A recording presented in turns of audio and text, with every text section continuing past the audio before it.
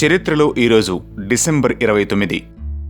Gregorian calendar ప్రకారము సంవత్సరములో 363వ రోజు, leap సంవత్సరములో 364వ రోజు.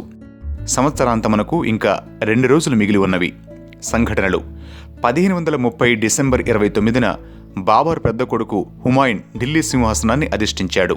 1812 డిసెంబర్ 29న అమెరికాపై యుద్ధానికి దిగిన బ్రిటిష్ సేనలు బఫెలో, న్యూయార్క్ నగరాలను తగలబెట్టాయి.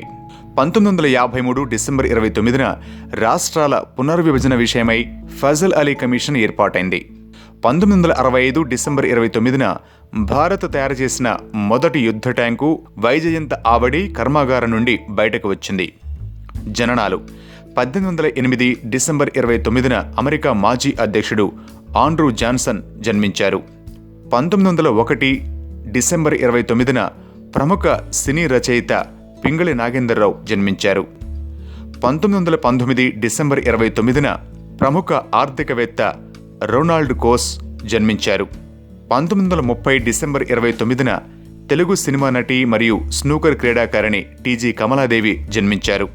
1942 డిసెంబర్ 29న హిందీ సినిమా నటుడు, నిర్మాత మరియు రాజకీయవేత్త రాజేష్ ఖన్నా జన్మించారు. 1960 డిసెంబర్ 29న ఆస్ట్రేలియా మాజీ క్రికెట్ క్రీడాకారుడు డేవిడ్ బూన్ జన్మించారు. మరణాలు: 1994 డిసెంబర్ 29న కన్నడ రచయిత మరియు కవి కువెంపు మరణం. ఇతని జననం 1904. 2014 డిసెంబర్ 29న ప్రముఖ సినీ దర్శకుడు బైరిశెట్టి భాస్కర్రావు మరణించారు. ఇతని జననం 1936వ సంవత్సరం.